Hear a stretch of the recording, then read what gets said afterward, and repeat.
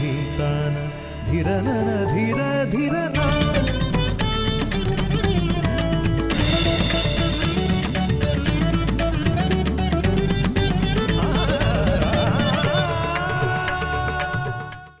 இந்த புண்ணிய பாரத பூமியிலே ராமனும் கிருஷ்ணனும் ஆகிய அவதார புருஷர்கள் மட்டுமல்லாமல் எத்தனையோ மகான்களும் ஆச்சாரிய புருஷர்களும் தோன்றி இறை தத்துவத்தை மிக எளிமையாக சொல்லியிருக்கிறார்கள்.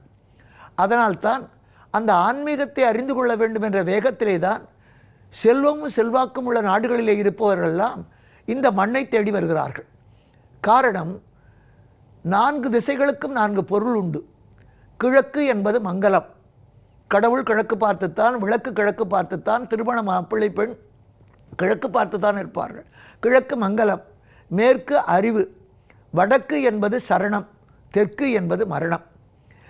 இந்த 4 திசைக்கும் உரிய உண்மையான தத்துவம் இந்த நாட்டிலே மட்டும்தான் அமைந்திருக்கிறது.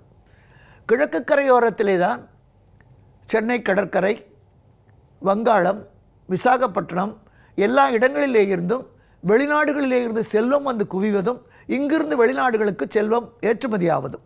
அதனாலே கிழக்கு மங்கலம். மேல் படிப்பு படிக்க வேண்டும், மேலை நாடுகளுக்கு செல்ல வேண்டும் என்றால் மேற்கு கரை ஓரத்தில் இருக்கிற பம்பாய் வழியாகத்தான் போகணும். அது கல்விக்கு. படிக்கிற குழந்தை மேற்கு பார்த்து உட்கார்ந்து படித்தால் படிப்பு நன்றாக மண்டையில் ஏறும். அதே மாதிரி வணங்க வேண்டியவர்கள் கிழக்கு பார்த்து வணங்கினால் அற்புதமான பல சித்திகள் நமக்கு கிடைக்கும். வடக்கு என்பது சரணம், தெற்கு என்பது மரணம்.